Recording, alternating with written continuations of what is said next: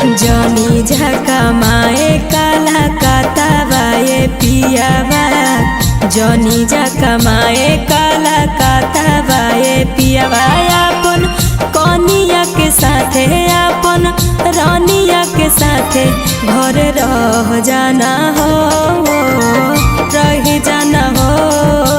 गाँव के कमाइया से खाना वो नहीं जुटो है, गाँव के कमाइया से खाना वो नहीं जुटो। कैसे सोनावा के हार कैसे झुमका तोहार हम कीन देबोगे, कीन देबोगे। जनी कमाए काला कातावाए पियावा, जनी कमाए।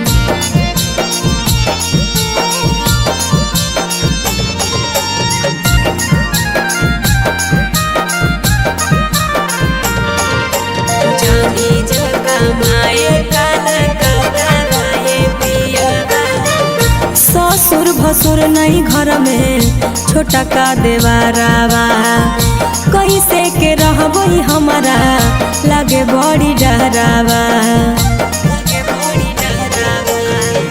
कुछ दिन रह के हमरा बहरा कमाए दे, अपन सुगनिया खातिर घरवा बनाए दे।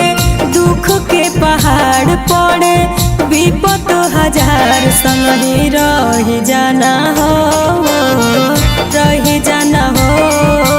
जनी कमाए काला कातावाए पियावा, जनी कमाए।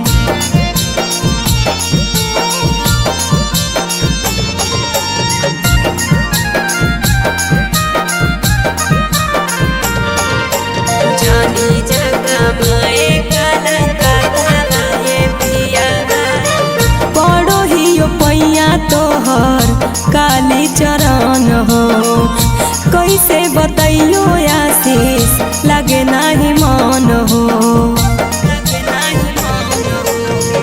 कुछ दिन मनवा में रख ले न सबर गे, फोनवा से लेबो जानो रोज तोर खबर। कैलो पहिला गवनवा सुना लागो है अंगनवा, साथे रह जाना हो, रह जाना हो।